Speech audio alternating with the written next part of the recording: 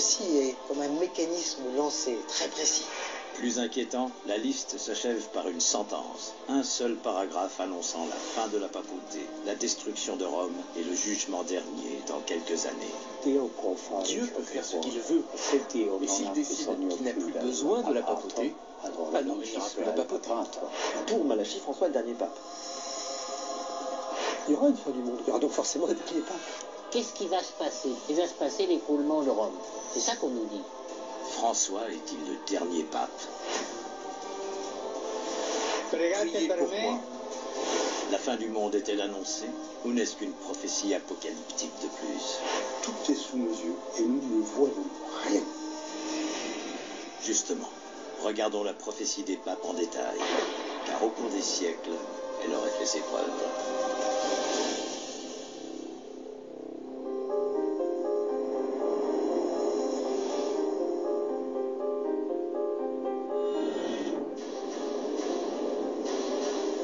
Direction la bibliothèque de Lyon, où est précieusement conservé l'ouvrage qui contient la prophétie des papes. Pourtant écrite au XIIe siècle, la prophétie des papes est publiée en 1595 comme un simple chapitre dans ce livre, Lignum Vitae. Jean-Marie Beuzelin, auteur de la surprenante prophétie de Saint Malachie, vous en révèle les secrets. Un bénédictin, Arnold de Vion, dans un livre qui s'appelle Lignum Vitae, que nous avons donc devant nous, a écrit et il y a inséré la prophétie attribuée à Saint Malachie. C'est un texte en fait qui a été découvert entre guillemets à la fin du XVIe siècle, exactement en 1590, par un moine bénédictin qui s'appelle Arnold de Vion, de Venise, et qui dit avoir découvert, par un coup de chance extraordinaire, ce texte prophétique qui aurait été écrit au XIIe siècle par Malachie. La prophétie proprement dite, c'est la colonne de gauche. Une succession de devises très courtes en latin. À droite, les annotations d'Arnold de Vion et d'autres bénédictins qui ont étudié le texte avec lui. Cette prophétie de Saint Malachie contenait en fait la liste des 111 papes plus un envoi. 111 devises censées caractériser tous les papes depuis Célestin II jusqu'au dernier de la liste, Benoît XVI. Après lui, le texte connaît une rupture, une 112e prédiction, plus longue et plus explicite. Le mystère, c'est que la sentence 111e est succédée par une sorte de prophétie. La seule prophétie réelle de la prophétie de Saint Malachie, c'est la 112e. Benoît XVI étant le 111e de la liste, seul le dernier paragraphe de la prophétie des papes doit encore s'accomplir. Et les événements qu'il annonce font froid dans le dos. Dans la dernière persécution de la Sainte Église romaine, siégera Pierre le Romain qui fera paître ses brebis à travers de nombreuses tribulations. Celle-ci terminée, la cité aux 7 collines sera détruite et le juge redoutable jugera son peuple. La fin. Le dernier texte de la prophétie de Saint Malachie annonce 3 choses. La première, c'est que le dernier pape s'appellera Pierre de Rome, Pierre le Romain, que l'Église va subir une extrême persécution, deuxième chose, et en troisième, c'est que Rome va être détruite. L'Apocalypse, la fin de la papauté et le jugement dernier. Si on prend le dernier paragraphe de la prophétie de Malachie au pied de la lettre, les événements qui se préparent sont terribles. Ça, c'est la fin du monde. C'est le jugement dernier. Donc on nous dit froidement que le pape François va connaître le jugement dernier et nous avec. Selon différentes interprétations de la prophétie, François serait ce fameux pape, celui qui connaîtra la fin. Pour Malachie, François est le dernier pape. Son pontificat marquerait alors la fin du compte à rebours. On arrive à un écueil maintenant. Que va-t-il se passer? Bonjour à tous. La prophétie des papes attribuée à Saint Malachie fut publiée pour la première fois en 1595. Cette prophétie annonçait clairement 112 papes depuis Célestin II en 1143 jusqu'au dernier pape, Pierre le Romain.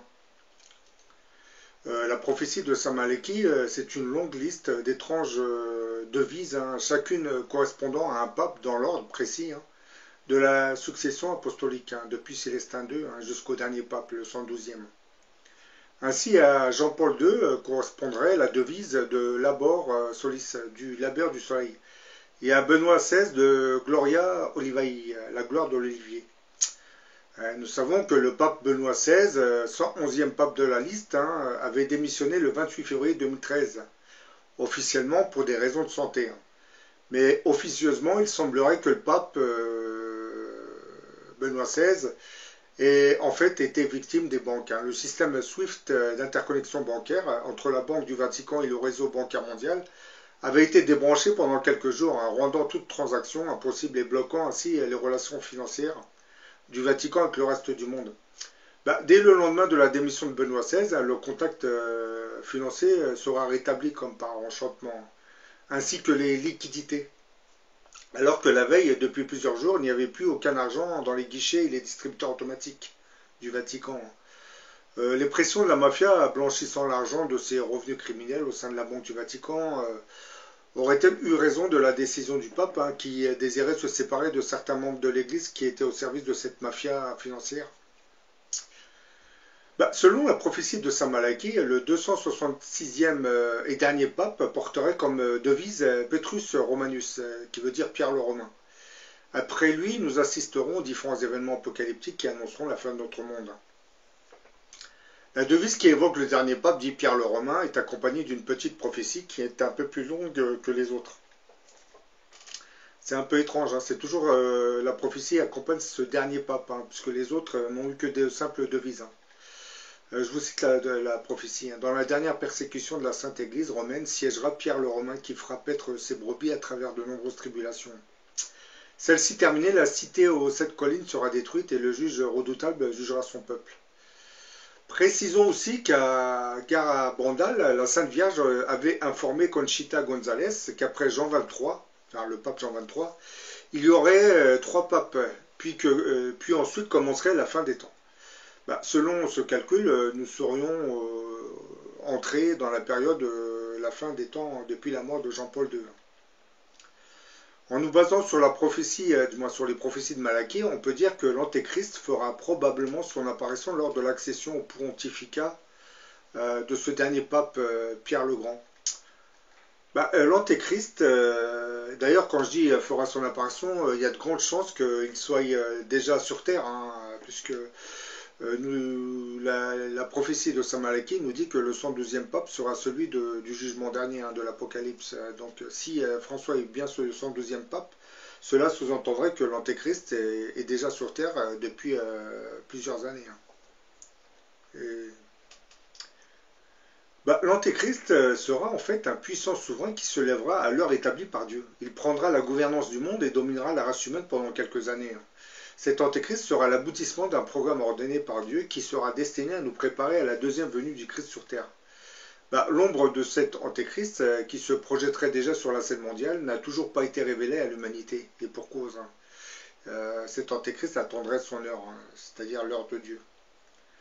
Les religieux des différentes religions ont tendance à nous présenter cet Antéchrist comme un être maléfique hein, qui serait au service de Satan.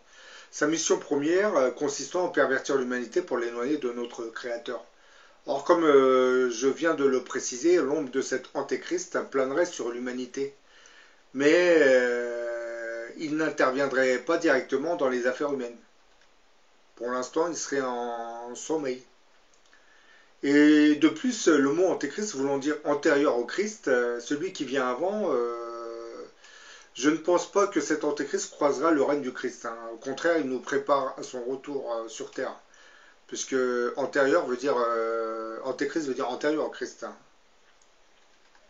Donc vouloir employer le mot antichrist, qui veut dire contre le Christ, à la place du mot antéchrist, qui lui semble dire qu'il viendra avant le retour du Christ, est une grossière manipulation qui consistera en fait à nous tromper sur la véritable nature de cet Antéchrist. Hein.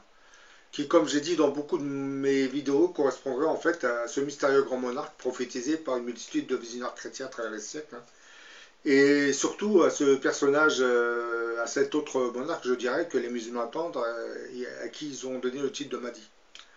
Donc ce mystérieux grand monarque alias le Mahdi pourrait fort bien être cet antéchrist. Hein.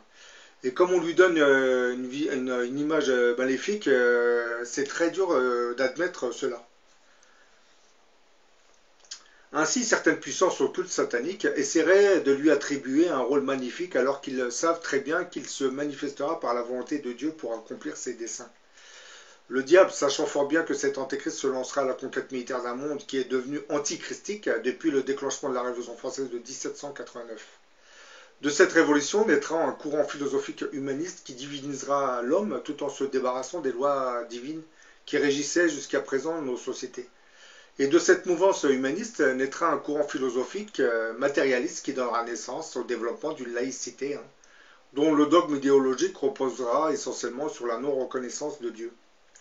Et de cette laïcité naîtra une multitude de courants philosophiques matérialistes qui donneront véritablement naissance à cette culture antichristique qui régit actuellement toutes nos sociétés civiles. Par courant philosophique matérialiste, je parle bien entendu de ces deux systèmes économiques, hein, le capitalisme et le communisme. Notre monde serait régi par deux systèmes économiques dont l'idéologie repose essentiellement sur l'athéisme. C'est cela que j'appelle la culture antichristique de notre monde.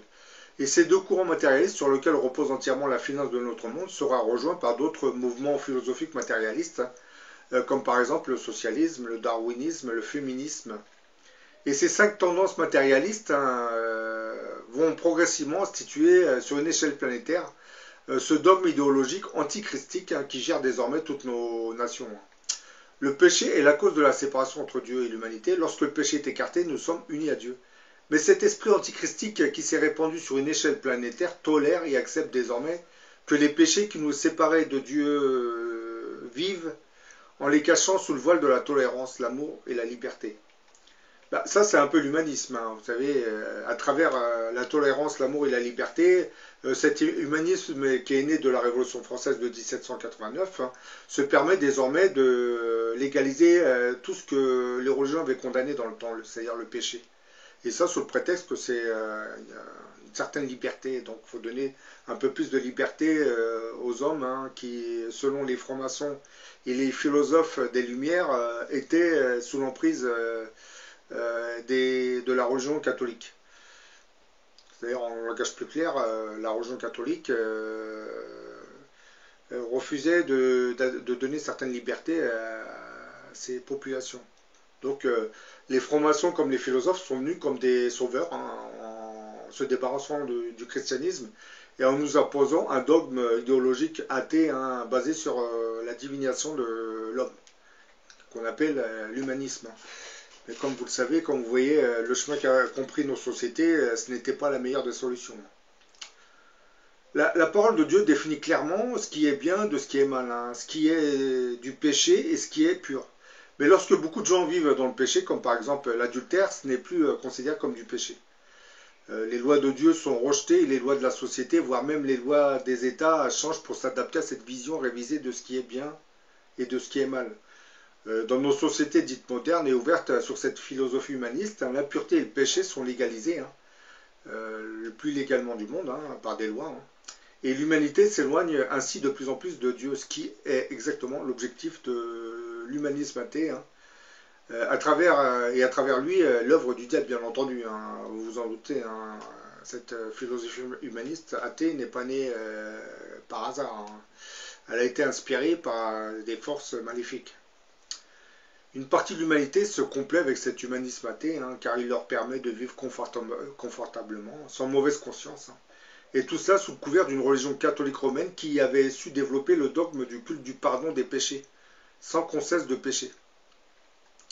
En s'attaquant à l'antéchrist, hein, les religieux se tromperaient en fait de cible. Hein. On attribuerait à l'antéchrist un rôle qui ne lui appartiendrait pas. Hein.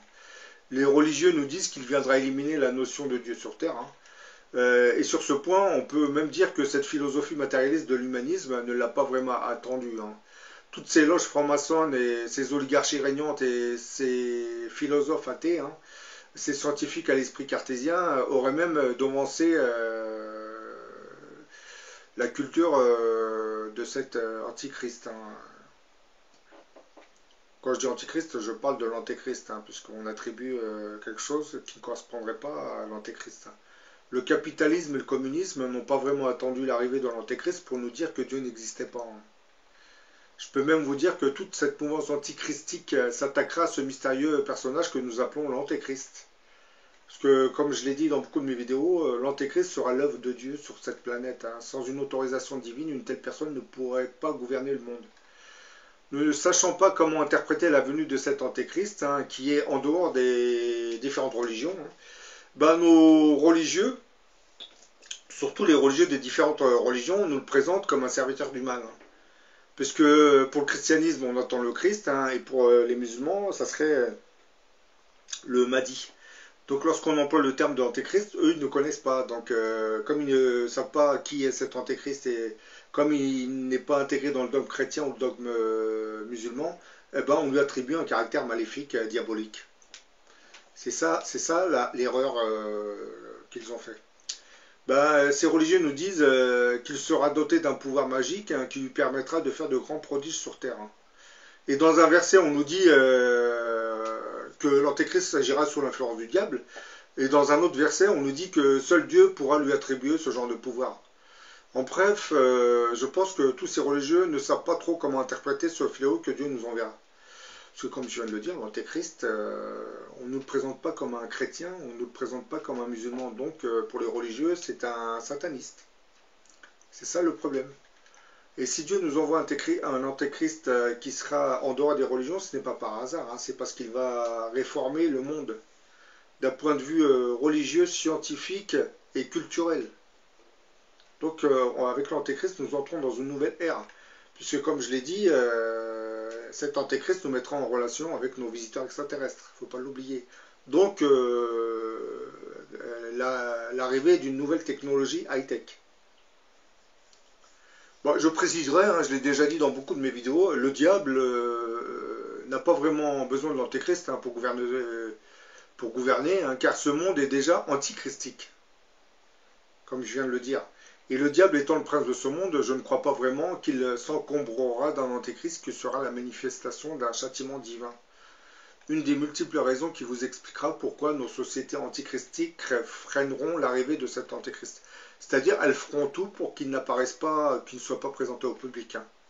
Et l'une des premières sociétés antichristiques qui empêchera la manifestation de cet antéchrist sera sans aucun doute la France. Hein. Pays qui avait vu naître ce mouvement humaniste, hein, qui nous a progressivement conduit vers ce monde antichristique. Le nom de l'antéchrist a été assimilé au mal au travers des siècles, mais la vérité c'est que lorsqu'il sera révélé, hein, la majorité des gens ne le reconnaîtront pas pour ce qu'il était vraiment.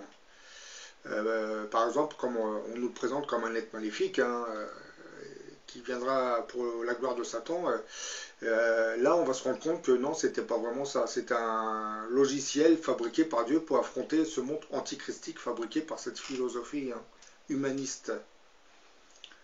Donc ce qu'on nous fait croire, c'est que cet antéchrist qui n'a encore rien fait, qui n'est même pas encore apparu, hein, serait responsable de l'apostasie, de l'iniquité, hein, de la perversion, de la violence, hein, de ce racisme primaire.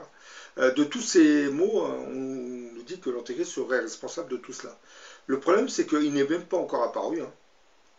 Il est probablement né, mais il n'agit pas encore. Donc on ne peut pas lui attribuer tout ça. Ce qui s'est passé, c'est que le diable, pendant une centaine d'années, a instauré un système gouvernemental antichristique, hein, basé sur la non-reconnaissance des lois de Dieu. Hein. Et ensuite, avec le temps, il va falsifier certains écrits pour nous faire croire que cet antéchrist sera responsable de cette situation. Alors que le diable saura très bien que cet antéchrist viendra pour corriger. Parce que l'antéchrist saura très bien que nous sommes entrés dans une ère antichristique, hein, comme vous le savez, avec le communisme, le capitalisme, le féminisme, le socialisme, tous ces dogmes idéologiques qui reposent essentiellement sur l'athéisme, hein, c'est-à-dire la non-reconnaissance de Dieu. En sachant tout ça, vous savez que l'antéchrist reviendra pour corriger ce que ces dogmes ont fait en mal sur Terre. Parce qu'il ne faut pas oublier une chose, hein. L'athéisme que véhiculaient le capitalisme, le communisme et le socialisme, hein, ont généré cette apostasie. Hein. Bien que je dise que tout était né de la Révolution française de 1789, parce que c'est un peu, c'est la Révolution française de 1789 qui a lancé, qui a poussé, du moins qui a créé l'élan qui va fabriquer cette société matérialiste antichristique. Et après, par la suite, le communisme, le capitalisme et le socialisme vont fabriquer cette apostasie, hein. C'est-à-dire détruire tout ce qui a trait aux religions, hein, pour nous parler que du matérialisme, hein, de l'argent, du pouvoir, surtout de la perversion, hein.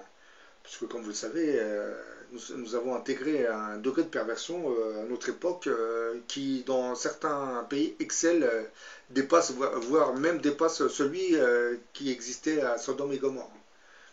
Donc ne vous faites pas trop d'illusions, hein. Si François serait le dernier pape ou l'avant-dernier pape, il nous reste que quelques années, hein. Parce que personnellement, je ne peux pas vous préciser si c'est le dernier pape ou l'avant-dernier pape, mais je sais qu'il en reste un ou deux, c'est tout. Le dernier pape, comme ça a été dit dans la vidéo, c'est Pierre le Romain. Et bon, comme vous voyez, depuis quelque temps, le pape a tendance à revenir sur des choses qui avaient été dites. Il a l'air désespéré, mais parce que je pense qu'il a commencé à recevoir des informations qui lui expliquent que nous sommes entrés dans une ère apocalyptique. Et il en aurait certaines preuves, hein. Puisque, comme je dis que cet antéchrist est probablement déjà né, il le sait plus ou moins, et ce pape commence à comprendre que la papauté n'est pas vraiment n'est pas acceptée. Puisque, comme je l'ai dit dans une précédente vidéo, le Vatican a été conçu par les empereurs romains, hein, pour, comment dire, s'accaparer la ferveur religieuse des peuples qui intégraient l'Empire romain. En façonnant, en créant une seule religion, on arrive à conditionner tout le monde, on arrive à se focaliser sur tout le monde. On crée une seule religion, hein, comme ça il n'y a pas d'erreur. Ensuite, on divinise la nature du Christ, hein, pour donner une plus grande importance à cette religion. Et à partir de là, ben, on essaie de reprendre les rênes du pouvoir impérial en exploitant le dogme chrétien. Bien entendu, ce Vatican qui sera constitué par les empereurs romains aura tendance à ne pas trop divulguer, à ne pas trop dénoncer le péché qui régnait déjà à cette époque dans l'Empire romain, parce que vous aviez des orgies et tout ça dans cet empire, hein. Faut pas le cacher, hein. Donc l'Église ferme les yeux, et pour ne pas trop chagriner les empereurs romains, ben, elle a développé un dogme qui pardonne tous les péchés. Oh, c'est facile. Oui, vous avez commis un péché, bon, vous serez pardonné. Voilà, c'est ça la politique du Vatican aujourd'hui. C'est une politique, lorsque l'Empire romain a disparu, elle a continué avec les monarchies européennes. Parce que parmi ces monarchies, vous avez beaucoup de souverains qui ne croyaient pas grand-chose, hein. Ils étaient dans des magouilles, un peu comme dans la série TV Game of Thrones. Pour ceux qui la suivent, c'est un peu ça, hein, les souverains de l'époque, hein. C'est des magouilles, des manipulations, hein, des assassinats à gauche et à droite, hein. On déclenchait des guerres pour des petites manœuvres territoriales. Et oui, ces souverains n'agissaient pas selon une volonté christique, hein. C'était vraiment pour servir leurs intérêts matériels. Et comme on sait que l'Église avait tendance à couvrir ses agissements en pardonnant les péchés, ben c'est souvent on continue. Le problème avec ce Vatican, c'est qu'il n'a pas vraiment converti des millions de chrétiens. Puisque dès l'instant où on pardonne les péchés, ben, on y va vraiment de gaieté de cœur, hein. Oui, bon, on nous pardonne les péchés, donc allons-y. C'est vraiment une politique qui ne correspond pas aux vraies valeurs du christianisme. Bon, on nous dit que le Vatican sera détruit à la fin des temps, mais c'est logique, hein. Le Vatican ne correspond pas au logiciel du Christ. On nous dit oui, l'antéchrist, voire même l'antéchrist va détruire. Non, le Vatican, la ville de Rome sera détruite par la main de Dieu, c'est pas la même chose. Et si ce Vatican représentait réellement Dieu sur terre, je pense que la ville de Rome n'aurait pas été détruite, du moins ne sera pas détruite dans le futur. Parce que lorsque vous allez à Rome, vous n'avez pas une ville religieuse et pieuse. Hein. C'est tout comme en France, vous avez une franc-maçonnerie cachée qui gouverne. Hein. Et je pense que tout comme en France à Paris, hein, vous allez trouver des cabarets, des sex shops, tout ce que vous voulez, tout ce qui pervertit la nature humaine. Donc il ne faut pas nous dire que la ville de Rome c'est une ville chrétienne, hein, c'est une ville qui a choisi de servir le malin. Alors aujourd'hui ne soyons pas surpris si on nous annonce dans les petits extraits que vous venez de voir la destruction finale de la ville de Rome. Mais comme je l'ai dit, ça ne sera pas la seule ville qui va être détruite dans le monde. Beaucoup de villes seront détruites en même temps lors de cet apocalypse. Hein. Je parle souvent d'une pluie de météorites. Nos villes vont subir exactement ce que Sodome et Gomorrhe ont subi. Et bon, ça va se manifester pendant le règne de l'Antéchrist, hein, ne l'oubliez pas. Puisque c'est déjà dit, c'est précisé que les armées de l'Antéchrist arriveront jusqu'à Jérusalem et pendant ce trajet... vous avez toute une multitude d'événements tragiques, surtout des aberrations climatiques qui se déclencheront. Et voilà, on se prépare à une apocalypse, j'allais dire digne des films américains, mais non. Parce que là, ça sera plus de la moitié de l'humanité qui va partir. Bien que j'ai déjà expliqué dans une précédente vidéo, il y aura probablement un programme d'évacuation. Hein. Bon, dans les écrits bibliques, on parle de l'enlèvement des chrétiens. Mais je crois qu'à travers l'enlèvement des chrétiens, c'est une évacuation qui se fera progressivement. Et ce programme d'évacuation sera orchestré, commandité, ordonné par le Dieu. Et c'est l'Antéchrist qui en sera chargé. C'est pour cette raison, lorsqu'on nous dit que l'Antéchrist sera un être maléfique, j'ai du mal à le croire quand même.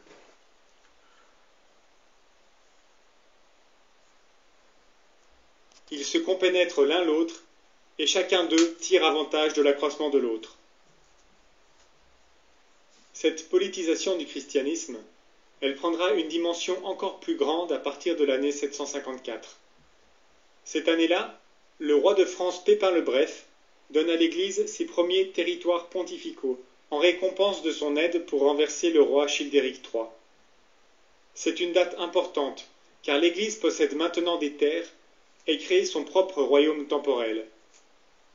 Elle s'enfonce ainsi encore plus dans cette politisation de la religion, puisque le pape devient un chef d'État avec des représentants diplomatiques, les nonces.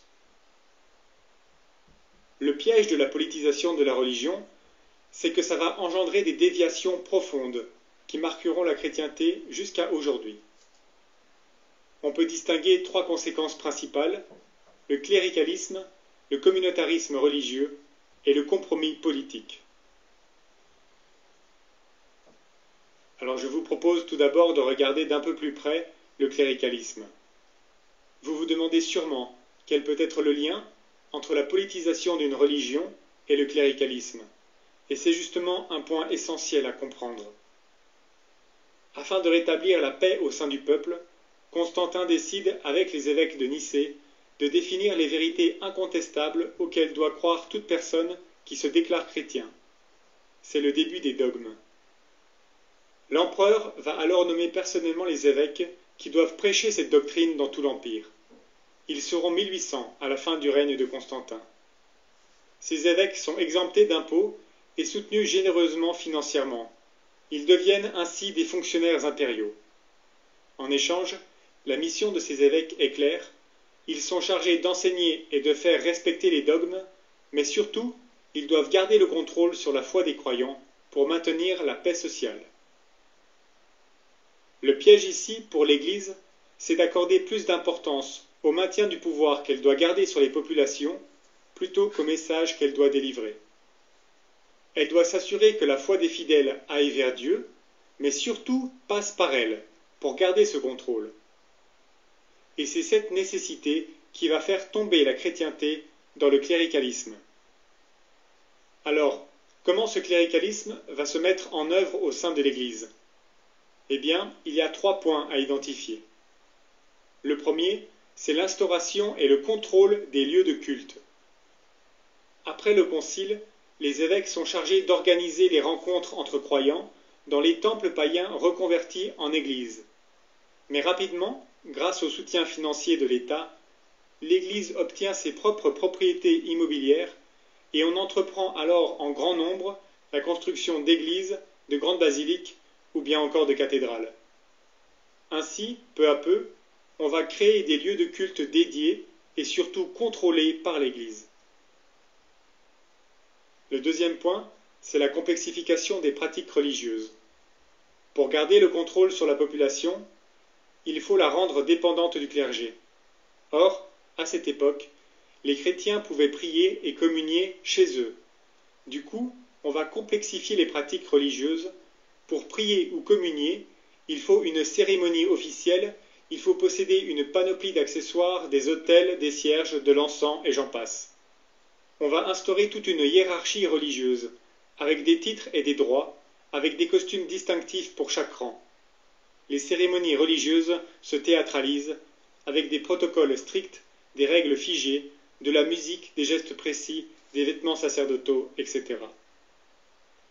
Avec cette complexification religieuse, on mélange de plus en plus la vie sociale et la vie spirituelle. Tout doit passer par l'Église, naissance, mariage, décès. Et bien sûr, au passage, tous ces services se monnaient. Enfin, le troisième point à identifier, c'est la dilution du message de Jésus.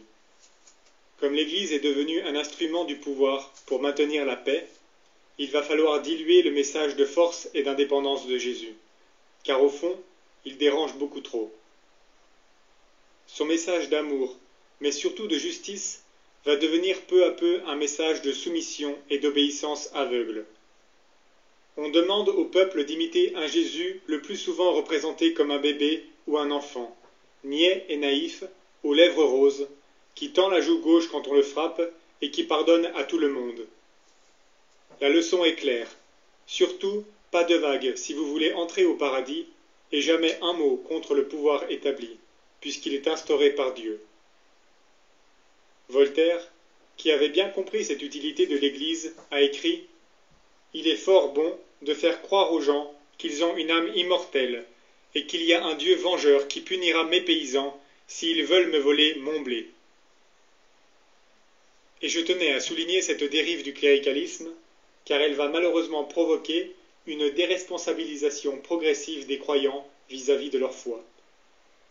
Le peuple est prié d'adhérer aveuglément aux directives de l'Église, et la remise en question est interdite. C'est d'ailleurs cette clôture du dialogue qui conduira au XVIe siècle à la rupture avec Luther et malheureusement à sa remise en cause de vérités fondamentales. C'est cette foi aveugle qu'on demande au peuple qui fait dire à Jean-Jacques Rousseau « En me disant « croyez tout », on m'empêchait de rien croire ». L'historien Henri Guillemin, dans son livre « Malheureuse Église », écrit « Voici l'acte de foi, tel que je l'appris par cœur, au catéchisme, à Mâcon, et dont chaque mot est à jamais gravé dans ma mémoire.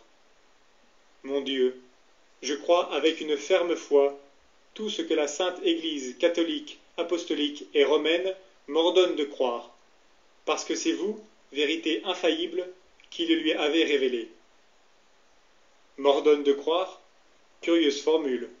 Comment peut-on croire par ordre?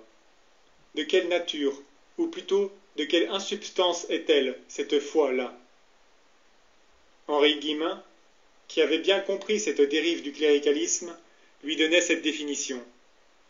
Les cléricaux sont des gens qui utilisent le pouvoir spirituel au profit d'ambitions temporelles, la plupart du temps inavouables.